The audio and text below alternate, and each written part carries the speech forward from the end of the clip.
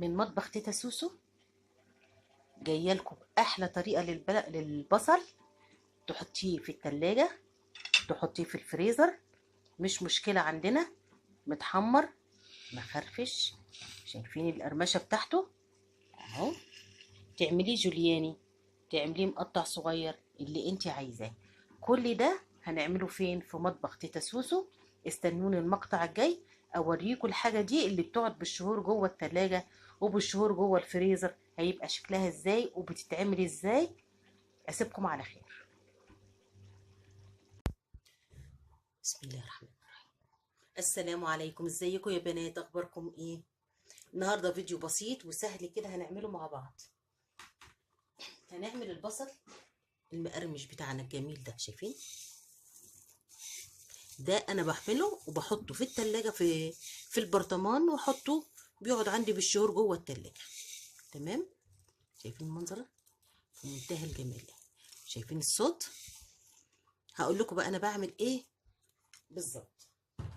انا بجيب البصل، انت عايزه تفرميه زي ما ده مفروم في الكبه كنبه، عايزه تعمليه كده حلقات جولياني، اي حاجه زي ما انت عايزه. ده هنعمل فيه ايه؟ حاجه بسيطه جدا.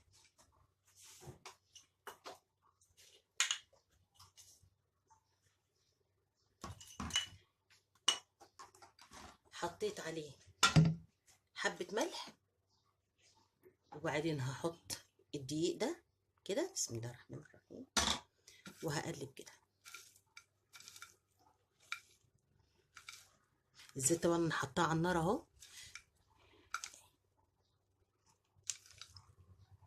شايفين؟ بقلبه واغلفها، كل البصل اغلفه اهو، واحده ماسكه في التانية، نفكها من بعضها كده. ده بقى بينفعني في ايه؟ بينفعني في حاجات كتير قوي. عملتي مثلا بصاره، عايزه تحطي ديكوريشن على الوش، عملتي كشك. ساعات مثلا الواحد بيعمل رز السمك وبيبقى الوقت ضيق، تاخدي منه على طول وتحط عليه شويه زيت وتحطي تعملي الرز بتاعك. شوف هنفضه بقى كده من الدقيق اهو، نزلت الدقيق كله، واروح جايه هنا بسم الله الرحمن الرحيم اهو. شايفين؟ اروح ماسكه كده بسم الله الرحمن الرحيم، واروح حاطه كده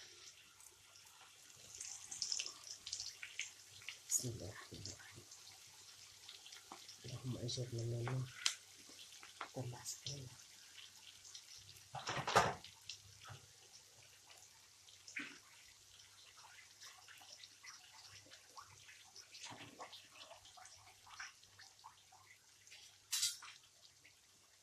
افرده بقى كده واتابعه. النار مش عاليه، واطيه، مش عايزه النار عاليه عشان انا مش عايزاه يحمر بسرعه وخلاص. شايفين النار عامله ازاي؟ بسم الله. ده بقى عيني عليه يا بنات، لان ايه، فجاه هتلاقيه احمر فجاه. يعني هتبقى فتره زي ما هو زي ما هو، فجاه هتلاقيه احمر. طب انا بعد كده حمرته زي كده اهو، زي ده كده. بطلعها طبعا على الورق المناديل بتاعتي بتاعت المطبخ، بيتصفى. اغير الورق لغايه ما شايفين المنديل بقى عامل ازاي، تحس ان هو مفهوش في حاجات بسيطه. هغير الورقه برضو وهحطه. ده انا عاملاه امبارح، غيرت يجي 4 مرات. كل اول مره شلتها المناديل مليانه زيت لدرجه عملت لي ايديا كلها زيت. تاني مره اقل، تالت مره اقل، لغايه ما وصلت للمرحله دي. هحطه تاني وهخليه بره التلاجة، بيقعد كده يومين بس. يا تغطيه بمصفى يا تحط عليه سكينه، ما تسيبوش عريان كده في المطبخ، لان ده غلط. تمام؟ حتى لو واثقه من نظافه مطبخك، لكن الهواء نفسه بيعمل فيه حاجه اكسده او حاجه زي كده، والله اعلم ان ممكن يضرنا. كان زمان يقولوا لنا ايه؟ البصل بيتشم. يعني ايه بيتشم؟ اي حشره، اللي اللهم احفظنا، اي حاجه، البرص مش عارفه ايه، قال يبق فيه فيجيب لنا تسمم ويضرنا يعني. فاحنا اتعودنا ان احنا ادام هنسيب اي حاجه في المطبخ، يبقى لازم ان انا احط عليها سكينه، احط عليها شوكه، احط عليها مصفى، اي حاجه. بصوا يا بنات، شايفين؟ ده بقى بيتنيته كده يتقرمش كده. بصوا، شوف، سامعين الصوت؟ وطعمه حلو قوي قوي قوي. ده بينفعني بقى في كل حاجه. لما عملت لكم الكوبيبه، الكوبيبه لازم نحط عليها مكسرات، طبعا ما عنديش مكسرات ومش هوقف حالي عشان المكسرات، فرحت حطيت عليها شويه من البصل ده، ما شاء الله ادى طعم للحمه المعصجه تحفه. اما لما عملت اسمه دوت اللهم صل على النبي، انا بنسى يا بنات، الكشك، طلعته وحطيت على الوش على طول، وحطيت جوه الكشك. يعني بينفعني في حاجات كتير قوي. ساعات ببقى الوقت بيا زنق عليا كده ومش عارفه اعمل ايه وعايزه اعمل رز السمك، على طول بطلع منه معلقه اتنين تلاته حسب كميه الايه الرز اللي عندي.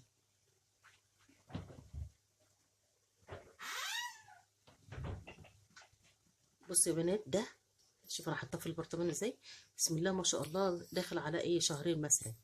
شايفين المنظر؟ وبيرمي زي شوف، بتنيني اغير في المنديل لغايه ما شو هعبيه تاني اهو. بصوا ايديا ما فيهاش زيت، اتنين اغير عليه لغايه لما احس ان ما فيش زيت خالص، عشان لما احطه هنا ولا ريحته تغير ولا يكمكم ولا يعفن ولا اي حاجه خالص، يبقى ناشف وجاف خالص، يبقى مجف. طب ينفع نحطه في الفريزر؟ ينفع برضه. حطيت لكم حتى اهو ده بقاله يومين في الفريزر، طلعته اهو. شايفين يا بنات برضه زي ما هو. معلش انا ايدي كده مسبوغه من معلش.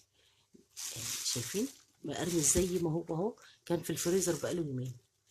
يعني ممكن تحطيه في التلاجة، ممكن نحطه في الفريزر، خلاص بينفعنا. وعلى طول كده هتنيني بقى اقلب فيه كده لغايه لما الاقيه اللون اللي انا عايزاه، وتحس ان هو حمص خلاص، واطلعه واحطه على المناديل واجي لكم تاني عشان الفيديو ما يبقاش طويل عليكم.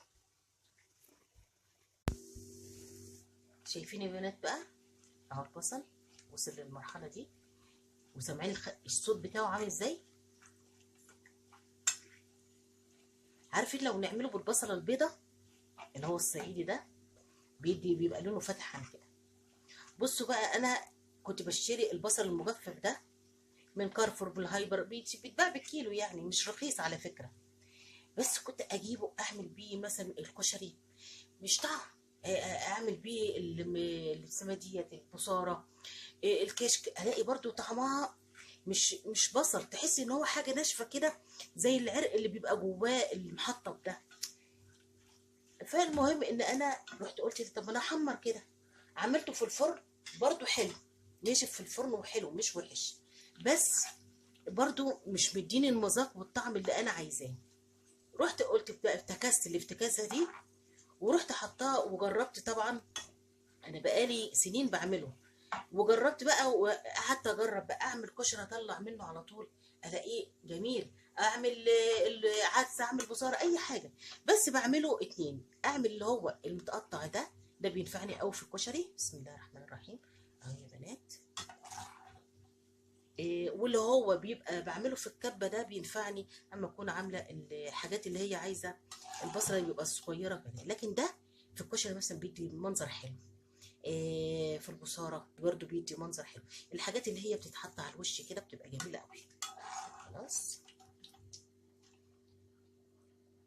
قلنا هنقعد نغير في المناديل بتاعت المناديل ديت مش اقل من 4 5 مرات، وهيقعد بره يومين، ونغطي عليه يومين 3 لغايه لما امسكه في ايدي ما الاقيش ايدي فيها اللمعان بتاع الزيت ده. بس احطه في التلاجة، احطيه في الفريزر. انا وريتكم انا بحطه في الاتنين، بس دايما والله بحطه في التلاجة، من نادر ما بحطه في الفريزر. تمام. احطه امتى بقى؟ لما اكون مثلا هسافر، هقعد فترة، اي حاجة هتخليني ابعد عن البيت شوية، بروح شايلها على طول في الفريزر. اي حاجة بخاف عليها اروح شايلها في الفريزر على طول. شايفين انا خلاص ادي البصل بتاعي وجماله، ادي البصل. شوف بقى المنديل من تحت عامل ازاي، ولسه ده هيشرب زيت اكتر، هتلاقي كله بقى زيت. هسيبه واغير، هاجي على كمان ساعة ولا 2 كده اروح مغيرة المنديل ده بمنديل تاني، وهحط وهقلب، اجيب يمين كده اهو كده، واجيبها كده واجيبها كده، وافرد تاني كده. خلاص، دلوقتي انا هنقله في طبق طبعا دينر كده، يعني اللي هو الواسع ده، على اساس ان انا يبقى مفرود ويقدر يخلي ايه البصله تتخلي من الزيت كله. ادي يا بنات البصل ده فكرته جميله وسهله، وهتنفعك قوي قوي في المطبخ. و... ولما هتنفعك وتعمليه ويعجبك، تدعي لي تيتا سوسو بالصحه وبالستر. وانا كمان بدعي لكم واقول لكم دي فكره بسيطه، يا رب تنفذوها، ولو عجبتكم تقولوا لي. ما تنسونيش في الاشتراك في القناه وتفعيل الجرس. واسيبكم على خير وفي حفظ الله يا بناتي، كل سنه وانتم طيبين، وشكرا والسلام عليكم ورحمه الله.